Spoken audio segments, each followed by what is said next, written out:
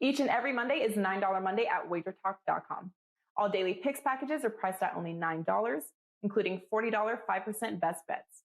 As an added bonus, all new users will receive $25 in wager bucks credited to their accounts, available for immediate use after their initial $9 Monday purchase. So make sure to take advantage of $9 Mondays at WagerTalk.com.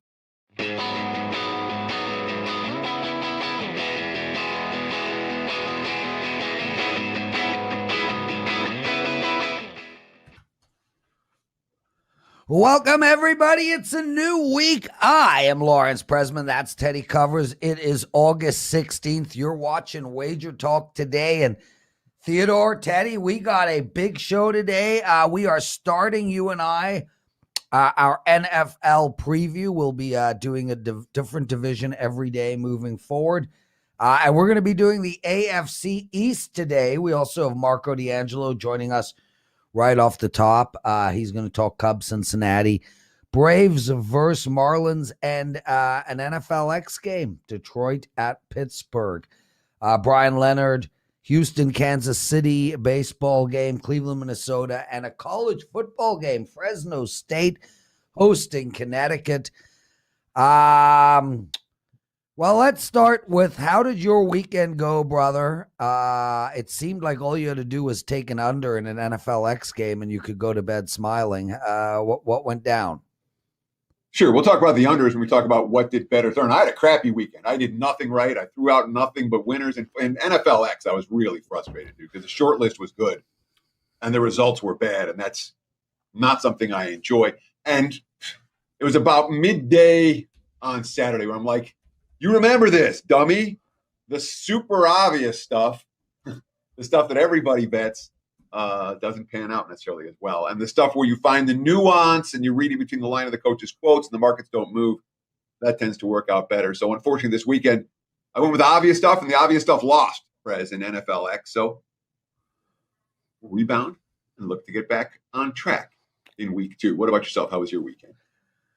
Yeah, dude, no complaints. I did lose my play on Saturday, but I went 2-0 on Friday. So a 2-1 weekend. I'll take that. I'll take that over and over again. Perfect 3-0 in Canadian football. Went right back to the well, just betting unders.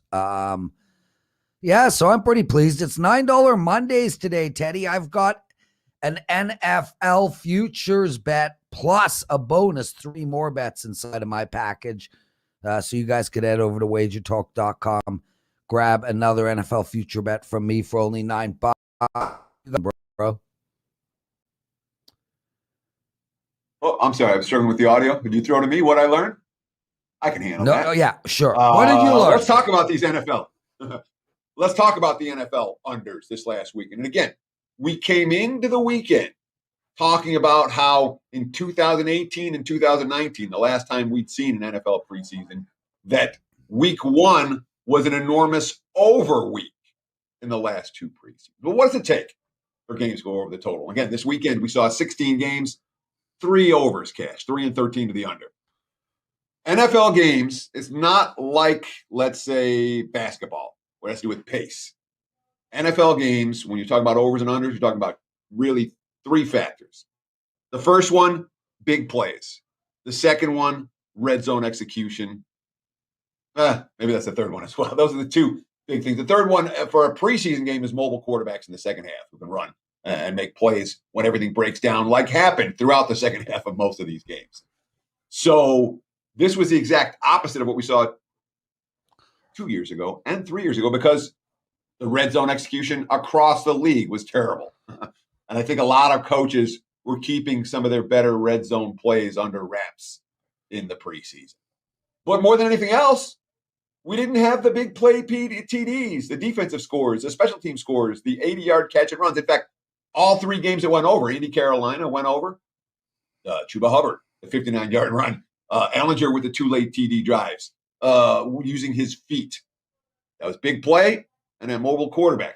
Pittsburgh, Philly, the 40 points scored in that game were the most scored in any game this weekend. What do we have? Joe Flacco to Quez Watkins, a 79-yard touchdown. Dwayne Haskins, the mobile QB, 2 second-half touchdown drives for Pittsburgh. Denver, Minnesota. What do we have? the interception return TD, and the 80-yard bomb to Hamlin. 2 quick strike, big play touchdowns. And that game snuck over the total. So when we're thinking about totals in the NFL, think about more about the big plays and the red zone execution than any other factor. And that certainly was on display this last weekend with a dearth of big plays and a dearth of red zone execution, leading to a huge under weekend. What about you, Prez? What did you learn? Well, first, hats off to the word dearth, a word we don't normally get into the vocab very often, so way to go. Teddy, what my takeaway from this weekend, I mean, it's more just a consistent theme that I've noticed in NFL preseason, year in, year out. And I do want to point it out, and I think it is worth discussing, and that is, it is the overall concept of do the opposite of their identity. Kansas City, going to put up 32 points a game. Not in preseason. Bad teams, good in preseason. Good teams, bad in preseason. When you guys are handicapping preseason, do the opposite of what these teams are going to do in the regular season. And you'll be more often right than wrong. It's amazing how that works, but it actually does make sense. When you look at the best teams, the Tampa Bays, the Green Bays, or whoever, whichever, your list of, your top 10 teams, those teams aren't trying to change a culture. Those teams are just sort of fixing the kinks. And then the shitty teams, I think they want to come into the season feeling better. So really my takeaway there, Teddy, and I'd love for you to add, is do the opposite of their identity. If they're a high-scoring team, unders in NFLX. Low-scoring team, overs. That kind of a concept, generally. So I use that same strategy and philosophy. Look, Jacksonville was taking that game seriously, and Cleveland had no interest whatsoever. And what happened? The Jags went out there, and their starters were worse than the Browns' backups. It wasn't close. The Browns' backups were significantly better than the Jags starters, start to finish, in that ball game. So, and of course, the actual huge team move on Jacksonville. Everyone saw it. Everyone read the quotes. It didn't matter because the Jags players weren't any good, and the Browns players were. So, I would pump the brakes a little bit on the, when it comes to NFL preseason, let's look at over teams as under in August, or let's look at bad teams as good in August. Each individual game, in my mind, needs its own handicap. And I don't mind broad picture stuff. And yeah, look at the Texans. Okay, the Texans brought in all of those veteran defenders, and they were way better than Green Bay in the second half. Wasn't close. So those games can and will and do happen, but it's not universal in that regard. Yeah, and I'm just talking generally. I mean, obviously, I'm not betting, against their identity blindly. Teddy, Live to Win 200 makes a great comment. I got to read it to you. I guess it's totally to slap me upside the head for my Kiss Army comment last week. Hey, Prez, I watched a Pink Floyd documentary last night. Throughout the show, they did not mention at all how boring their music is, and it's mainly just for drug head wastes of life. Okay. Where do you want to go with that? Let's go to Marco. Thank you. Marco D'Angelo! Welcome to WagerTalk Today, dude. How did you do this weekend? Oh, Prez, I'm always happy when I win for my clients. But you know what? I'm even more happy is when I get to come in on Monday and listen to you read how good I did for my clients. Because it just sounds so much better when you read it, Prez. I enjoy it so much. Teddy? I look forward to it. Teddy, what's Marco's run? I don't know. That's your job. He said he posted it somewhere. Oh, wow. Marco has won more games than 29, less games than 31. And in that run, he's lost less games than 12 and won more games than 10. How is that, Marco? Yeah. It just pains you. 30, yeah. 30 and 11, bro. 30 and 11 run. It's amazing. I'm so proud of you. 12-1 in your last 13 baseball plays. That's freaking awesome, dude. 12-1 baseball run. You got a 4% up tonight. It's $9 Mondays. He titled it the Monday Massacre. So a Monday Massacre play tonight. Only $9. You would think the word massacre would be associated with a 5% play, but I'm guessing those are the annihilation ones. Yeah, we'll have a fancy name for that one.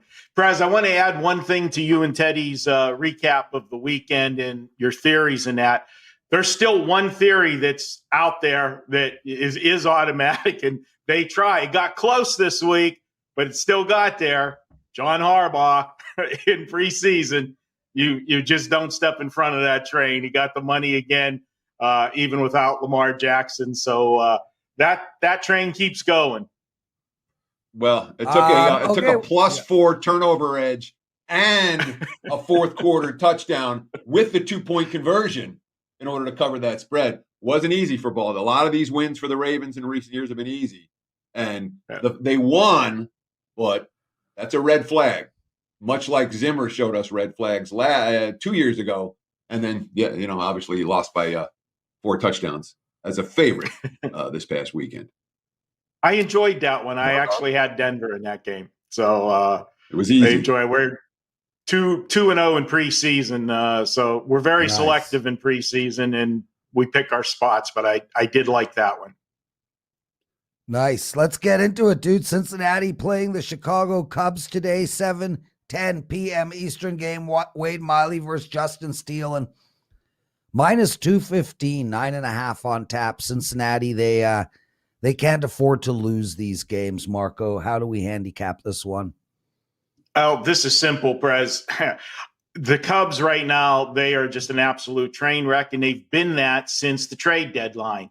This looks like a team that has waved the white flag. They've given up on the season, and that happened when management sent that message at the trade deadline when they shipped off all their assets. This is a team that's 1-13 in their last 14 games here in the month of August, and they've lost 12 in a row. I can't bet the Cubs with your money, Prez, and we know that you've got all kinds of disposable money. I couldn't even do it with yours. But I'm not going to lay this big number with Cincinnati, so we got to find a better way to get involved in this game, and that is a first 5, lay a half a run where we can bring this to a reasonable number. You're still laying -145, but that's a heck of a lot better than laying 210 in this game. And you look at the pitching matchup, Wade Miley's pitched well at home. Yeah. They're 8-2 in his 10 starts. And the kid that's starting for the Cubs, a lot of times you'll look at these young pitchers and they might have some success early on because people are not familiar with them. Well, in his lone start so far, the line doesn't look that bad. He went 5 innings, gave up 3 runs. But if you dig a little deeper, there's 2 things that really stood out to me in that start. This is a guy that they never seen before, and he was only able to get 1 strikeout in 5 innings, and he gave up 2 home runs. So this is a guy that they were able to connect off of twice in that game. The way the Reds, have been playing lately, I got to go with Cincy here and lay the half a run. First 5. So I certainly can't talk you out of this play, nor will I try to talk you out of this play. You're riding a hot team and fading a cold team at, a fairly reasonable price. But I have a question here because we definitely saw some sharp money show for Chicago in the overnight hours. And I'm talking about a pretty significant move where this was -230 and now it's -$2. So there was someone out there that saw something on the Cubs on a global level betting this game. Any thoughts on that, or is it something we don't even worry about? What somebody out there is seeing that's moving the market, they can see whatever they want to see. Yeah, this is a spot where I look at it and I'll go back and look again, and I can't see where they're at other than if they're going to take a flyer with a guy that Cincinnati's never seen. Now I am going against one of my favorite scenarios, Teddy, here, and I'll make that asterisk. and put it there. Cincinnati is returning home from a road trip. You know, I don't like to generally take those teams in that situation, but I got to look at the big picture, and I'm looking at the Cubs and looking at this pitching staff right now. They're giving up a ton of runs. Not only are the Cubs getting beat, but they're giving up, runs in bushels. And I can't get involved in it. Yeah, somebody's doing it. I also remember one year remember the Browns a few years ago? Every Sunday, that late money was coming in on Cleveland. Everybody's, the Sharps are all over the Browns. Everybody that posts on Twitter and everything. Yeah, that didn't work out either. But it's something to take notice of, because there have been a few of these where money has gone to the dog that is unexpected. Houston was one of those games this weekend, and, Houston ended up losing that game. There was money come in on the dog. So it's a good point. Will I be using this one on my card for my clients tonight? Probably not. I just have the one play up, but this is the way the play that I did like for the show. I think there's value with it. And remember, we're first five. They can still, Cubs can win this game, and I could still win it too. Teddy, what you were saying reminds me, and I forgot to mention it at the top of the show, but I do want to mention it. I mean, very rarely is there that one game on the board that, guest after guest are like, I don't know, I don't understand the line. It's going over. And, we had that game on Friday, the Cubs Marlins, 7.5 with all this money coming in on the under. I think it went down to 7. I think there were 15 runs in the second by the end of the second. Cash by the second inning. So, yeah. So it's important to realize for two things. One, the wise guys and the smart money are not always right, but more importantly, for people listening to this show, start noticing this stuff, guys, because I think Teddy noticed it. I noticed it. I mean, expert after expert after expert starts pointing out the same thing. That was an easy winner, to say the least. Marco, let's talk Atlanta Braves. This team is really hot right now. Won 3 in a row, 7 of 8, 8 of 10. And they're playing the Marlins. Marlins on a 4-0 run in this game. Miami plus 150, a total of 8.5. We're going back to the 5-inning bet. Yeah, it's been my bread and butter all year, guys, doing these 5-inning wagers. I want to take bullpens out of the equation as many times as I can, because basically if you're going 5 innings, your play is based on 2 players, the 2 pitchers. Full game, I say it over and over again. When you have a full game wager, you're asking 3 or 4 people to do their job that day. With the setup guys, the relievers, and then the closer. What I'm looking at here, this is strictly a value play. I know Atlanta's playing great baseball, and they're the team looks like to beat in the National League East. But I look at this Miami team, and for a team that's 15 or 16 games under 500, you look at their run differential, they're only -9 on the season. That tells me that there's value with this team finding spots because they're going to be undervalued. The public's going to look at win-loss records. And right now, Atlanta's winning, and you got Miami 16 games under 500. We've got a guy on the mound tonight, Braxton Garrett for Miami. This will be the first time Atlanta's ever seen him. That's an advantage for the pitcher, first time around the league. So I'm going to go ahead and take a shot with him. Now, if you look at his numbers, he's had 6 starts this season, 3 road, 3 home. The 3 road games, absolutely pathetic. The 3 home games, very good. He's pitched a total of 16 innings in 3 home starts. He's given up a total of 4 runs. I'm going to look for him to keep them in this game through the first 5 innings. And because Atlanta, is overpriced in my opinion, I'm able to take a first 5-inning wager at plus a half a run in basically a pick'em situation where I'm only laying $1.09 on that wager. I'll go ahead and do that with a team that to me is undervalued. They've won 4 in a row, but I will put the asterisk onto that 4 in a row. 3 of them came against the hapless Cubs that I just bashed in the previous analysis. But I am going to take a shot with Miami plus a half a run, have Braxton Garrett keep me in this ball game through 5. Yeah, and that's exactly what I was going to ask you about, because you just finished your last segment bashing the Cubs, and now you're talking about Miami on a winning streak. And there's something to be said for positive momentum at this stage of the season for losing teams. But nonetheless, Miami just beat the Cubs. Does this team have any real momentum? Because Atlanta's a good team. Atlanta's a playoff caliber team. Miami, despite their run differential, isn't. Does that concern you at all for this one? No, Teddy, in the minute you started to say that, I had my perfect analysis for you of where I was going to come back on beating a bad team. And you said sometimes that puts a team on momentum. You know, a win's a win, and you string 3 together and you start feeling good about yourself. You guys know, I'm into horses. I own horses and that. And sometimes, horse is struggling. I have to bite the bullet and drop the horse into a claimer in a cheaper condition, and just to get that horse's confidence back. He doesn't know who he beat. A win's a win. And for Miami, a win's a win. They've won 4 in a row now, and I'm getting them, basically in a pick'em situation plus a half a run. This game, if the 2 pitchers give me a 2-2 through 5, I win the wager. I'll take that.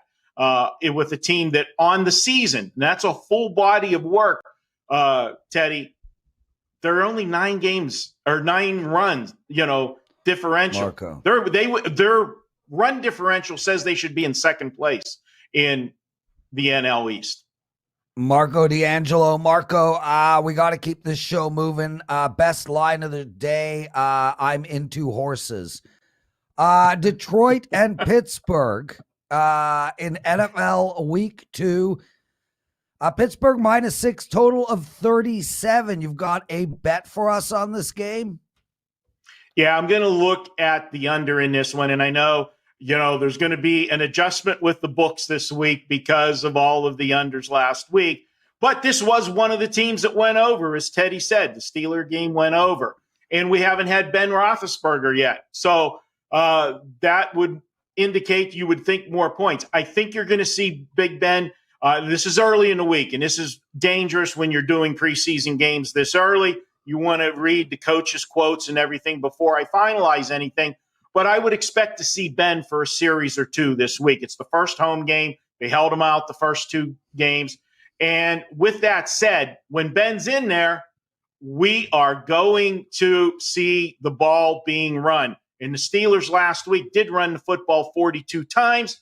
And one final note with these 2 teams, they play in the regular season. And when coaches play a preseason game and they are on the schedule during the regular season, the game plans tend to be pretty vanilla. You don't want to show any of your good stuff when you're going to play that team later on. So for me, I'm going to look to the under, and I'm going to give you an in-game tip with the Steelers. If it's a close game in halftime and the second half line is reasonable, Pittsburgh in the preseason is a definite bet on team second half. I've given this out on a couple shows already. It's 2-0. They've got one of the best quarterback rotations in preseason with Haskins, Rudolph, and Dobbs. That's it. I'm done. Marco D'Angelo, awesome stuff, man. Thanks for joining us on Wager Talk today. 30-11 all sports run, 12-1 baseball run, 2-0 in the NFL X, 68-0 against Wings last night. You got to play tonight, a 4% baseball massacre, whatever it's called, Monday Midnight Massacre. We love you, bro. Co-founder of WagerTalk.com. Get the hell out of here, guys. We're going to take a quick break. We got a jam-packed 20 more minutes for you all. The NFL 2021 season kicks off on Thursday, August 5th. And while some say I won't bet the preseason, but many NFL handicapping experts say there's more value betting the preseason than any other sport. This is one of the only times in sports betting that you can have a team and a coach trying to win versus a team and a coach that doesn't care. The NFL preseason is $249. You can save $70 by purchasing this package by kickoff of the Hall of Fame game August 5th. the entire NFL preseason for just $179. Yes, football is back.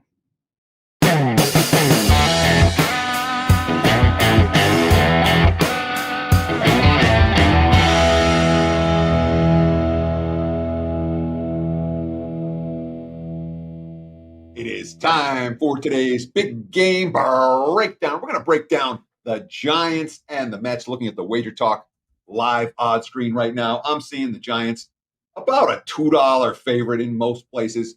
Total sitting at 8.5. Before I break down the game, do want to let you know about what's going on today over at WagerTalk.com.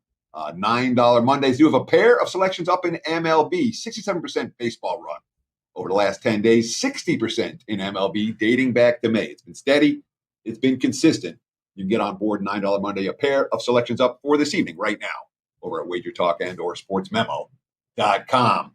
Look, the Mets just got swept at home by the Dodgers, and a rough sweep where you lose 2 games late and then blown out in the finale. They didn't get on the plane until well after midnight. It was almost a 4-hour game last night. That's a really bad spot for this Mets team. Off a sweep, off a cross-country trip, playing a team that didn't have to fly cross-country last night after their game was over. Luis Rojas, we got to turn the page quick. Yeah, good luck with that. The Giants, MLB's best record. They have an ace on the hill and Kevin Gausman tonight. No issues whatsoever with taking the home favorite here. And again, from a value standpoint, you probably want to look at the run line with San Fran in the -1.5, -110 range.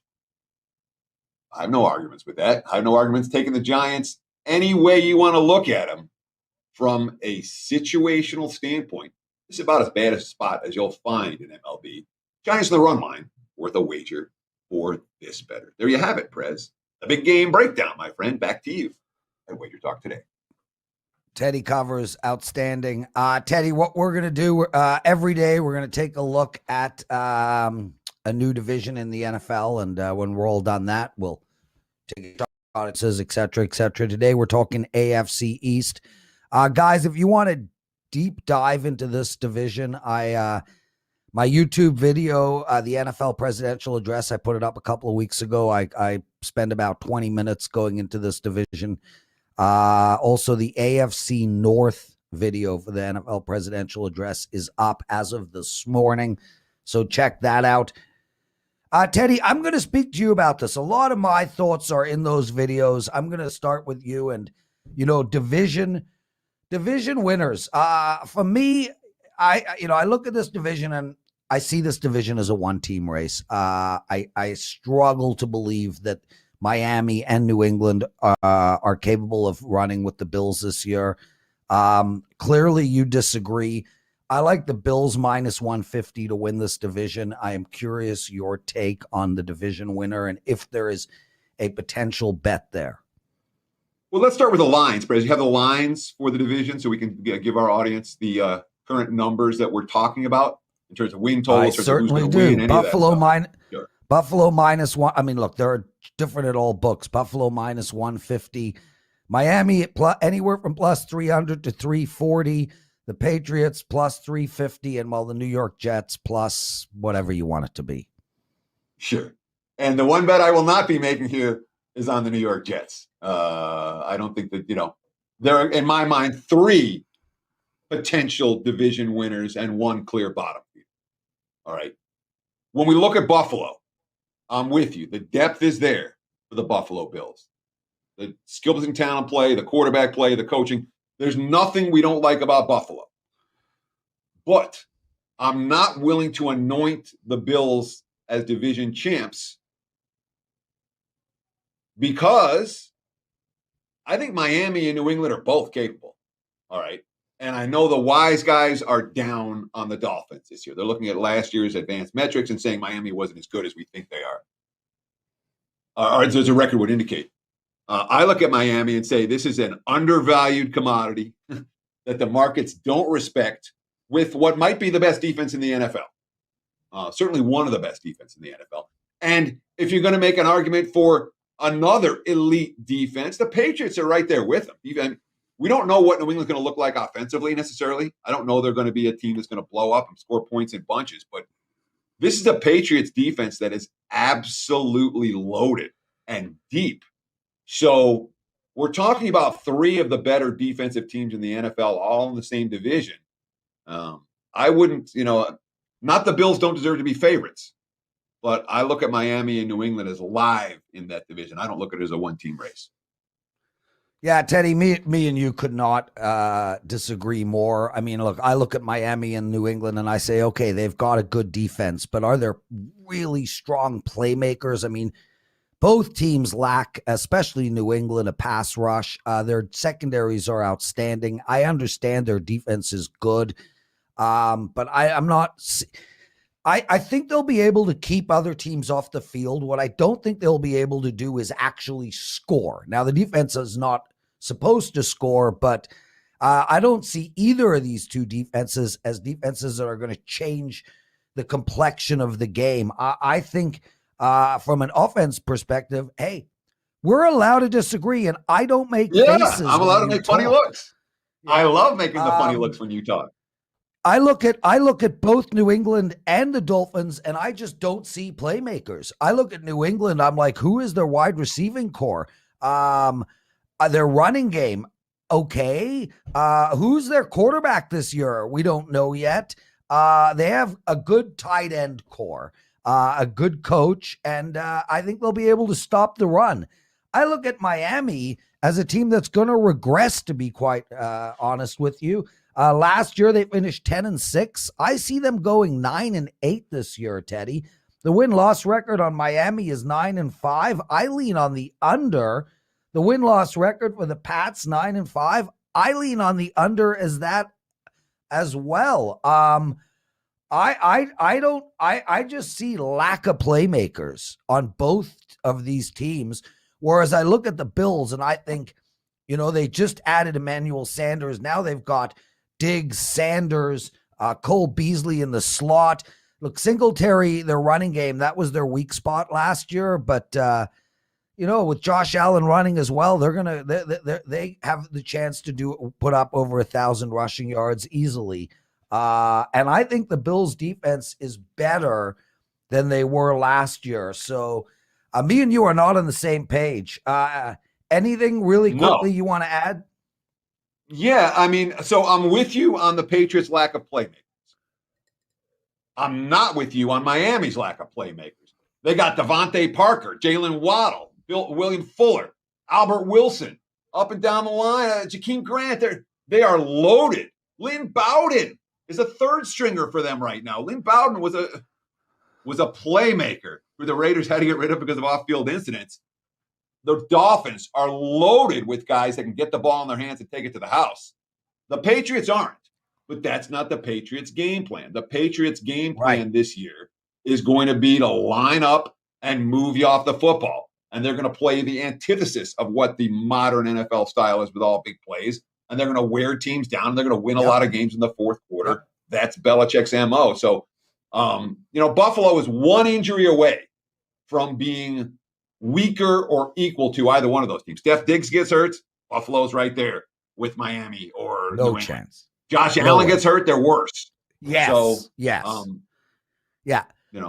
I think Buffalo could beat those teams without Diggs. That's for sure. Teddy, as far as how we're looking to bet these teams, and I'll race through this, I'm looking to bet the overs on Bills games and the Bills.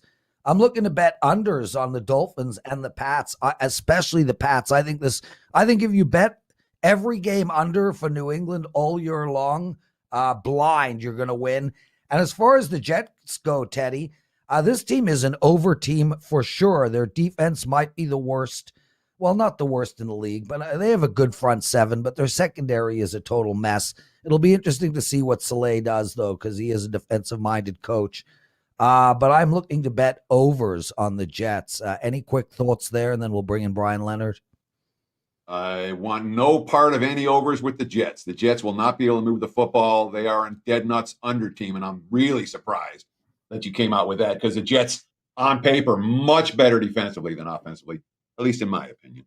I think Miami's the undervalued commodity in the division, much like they were last year. You and every other shark. Look, I'm on a limb with the Dolphins. I'm well aware of that. I was on a limb with the Dolphins last year, and they made me a bunch of money. And I'm telling you, Miami's going to make me money this year. You too, if you bet. There you go. Let's bring Brian. Bryan Leonard, listen, you heard that whole segment. We don't have a lot of time. Do you have anything quick to add? Shut up, Teddy. I'm more on the Teddy side. I like all three of those teams. Miami got really lucky in turnovers and that kind of thing last year, so you could see some regression. But Buffalo's really good, but it's not going to be a cakewalk. Bryan Leonard, everybody. And Brian, you're on a hell of a run, man, coming in to WagerTalk today. I got to pull it up here. 10-2 overall run. Congratulations. It's $9 Mondays. You've got a 4% play up tonight for only $9. So let's get into your games for today. We're going to start with Houston, the Astros and the Royals. You got a bet for us on that game. I do. This is a game where the line stayed what it was last night when I sent it. That's always a good thing, at least for our customers that are watching this. Jake Odorizzi is a guy who gives up a lot of home runs. He's given up 13 home runs in 68 2/3 innings this year. He'll be pitching in Kansas City, where fly balls go to die. Even in the summer, Kansas City's tough to hit home runs here. I think that'll be a good situation for him. For a guy that gives up a lot of fly balls, a lot of home runs, this is the place you want to be in. Chris Young spent a career here and had a lot of success. Carlos Hernandez is a guy I really like going for Kansas City tonight. You take a look at his starts since he's come back this year. His game scores 52, 32, 67, 63, 62. That included facing the Yankees with the new powerful lineup and Chicago White Sox twice. So he's pitching really well. He's a guy that walks some people, and that is a concern because you've got about 5 guys in this Houston Astros offense who do walk about 10% of the time. So that's a concern. But the only game he's really had bad walking was when he had plays against Detroit, and that was his only bad start of the season. So last 3 starts, he's walked a total of 4 batters. I like Hernandez in this game. I wasn't quite there to pull the trigger on Kansas City. They were just swept by St. Louis in the previous series, and they've only scored 8 runs in the last 4 games overall. I think the under is the better play here, knowing that Kansas City probably isn't going to hit a lot of home runs against Odorizzi in this ballpark. Yeah, and then both these teams have cast a fair few unders in recent weeks. The Astros, in particular, have been trending to the under of late. But I want to ask you about the full game versus the full first 5 here, Brian. I know a lot of the cappers are focusing on the first 5 and taking the bullpens out of the equation. Is this a game where you're comfortable with the bullpens for the full game, or would you rather have a first 5 wager, or would you split it between the two? Yeah, anytime you're looking at the Twins bullpen, you're looking at a situation where you're probably better off taking the starter. I have no problem with either one, but I'm confident for the full game, but it makes a lot of sense to play the first 5 under also. Bryan Leonard, everybody. Guys, if you love Brian, Marco, Teddy, please hit that like button. It's greatly appreciated. Brian, outstanding performance by the young and lanky and seemingly awesome Cleveland pitcher yesterday, McKenzie. They won 11-0. They're playing Minnesota today, and Minnesota, for them, are on a big run. They've won 2 in a row, 4 of their last 5. How we betting this game? Yeah, Tristan McKenzie, he's a guy that's struggled early on, but he's really put it together as of late. The only thing right now is keeping Tristan McKenzie from pitching well is if the wind's blowing. That is the skinniest. He's the Ted Sobransky of Major League Baseball. The wind blows, that guy falls off the mound. That's my only concern. But he's got a lot of talent, and he's pitching much better than he did earlier in the season when he couldn't find the strike zone. This is a game that I released at 10, and it's down to 9.5. The good part of that is, well, the wise guys agree with me. Bad part is we're getting a half a run less. But I also like this game to go under. Cal Quantrill is one of those guys that when he pitched for San Diego, he always had the ability to pitch a good game, but he doesn't strike out a lot of batters. And most people don't like to bet on teams that can't get a quarterback or a pitcher that strikes out a lot of batters. But you take a look at his game scores. His last 7 game scores, 50, 58, 59, 64, 66, 79, 80. He's got an average game score of 62 his last 7 with a 1.71 ERA. Minnesota Griffin Jacks, he came out for his major league debut and struggled against the Kansas City Royals in Kansas City, a 27-game score. We see that all the time. These young pitchers come out for their debut, and they're just so excited. They just do not pitch well. But since that time, Griffin Jacks, 61, 59, 57, 59, and that was playing Houston once, Chicago White Sox twice, and a St. Louis team who's playing better right now than they have all season. So I think this game goes under the total. I don't trust the Cleveland offense. Minnesota Twins right now against Quantrill, I think they're going to struggle against him. And this game under 9.5 is a nice bet for myself.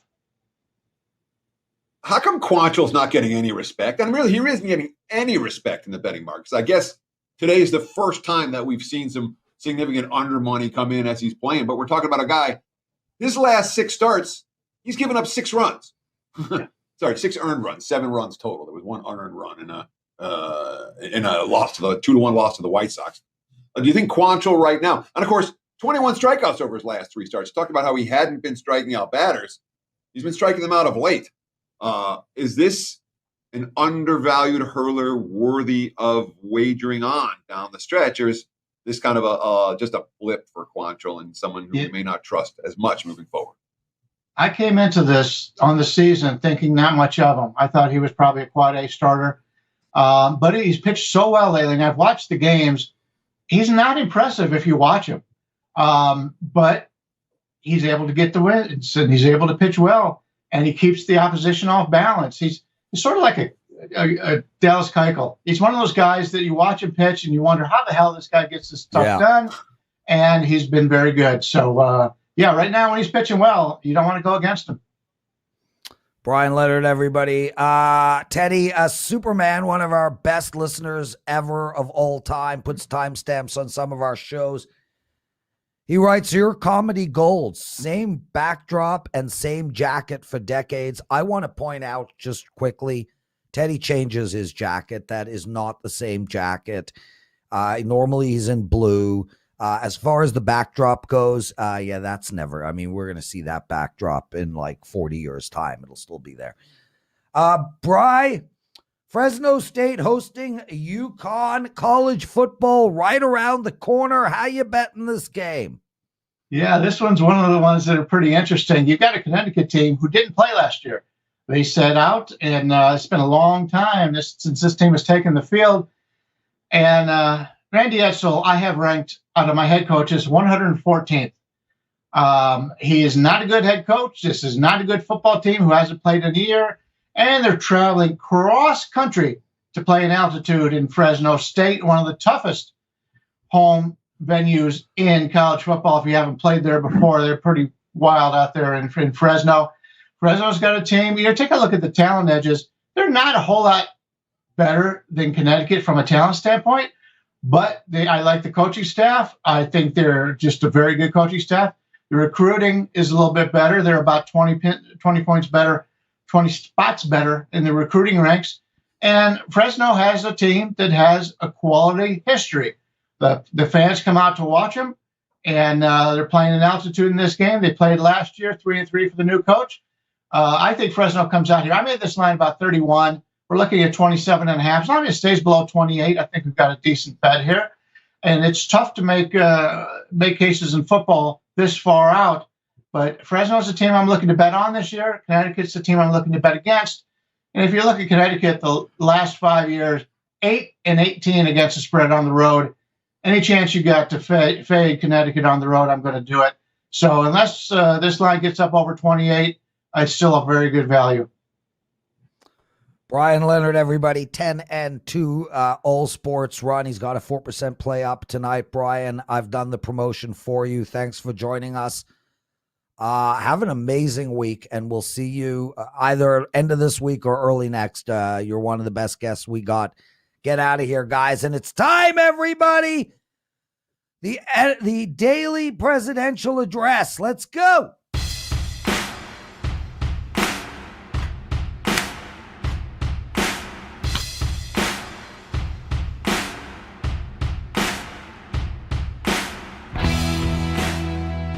Well, at first you think that's We Will Rock You, but it likely isn't because I don't think we bought the rights to play that song on air. But anyway, shout out to Teddy, Marco, D'Angelo, and Bryan Leonard. Outstanding show today. Wager Talk Today every day, 12 to 1 Eastern time. Make sure to check that out. Also want to point out it's $9 Mondays. I have a futures bet up in baseball. It's a 4-for-1, so there's actually 4 bets inside of that package. Head to my homepage at WagerTalk.com. I am passing in baseball, guys, but I do have 3 bets that I am making. They're half-size bets, and the 3 are the Atlanta Braves -1.5. The Giants under the total of 8.5 runs.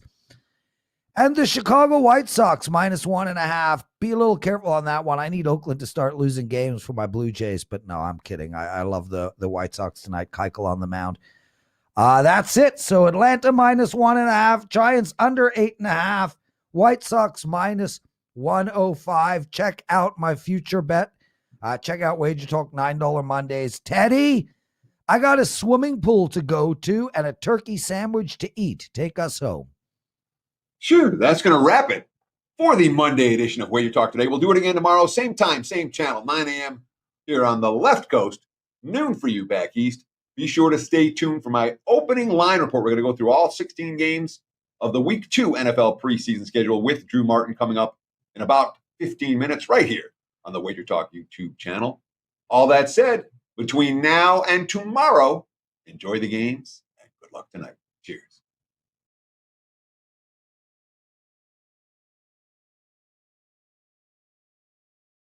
Each and every Monday is $9 Monday at WagerTalk.com.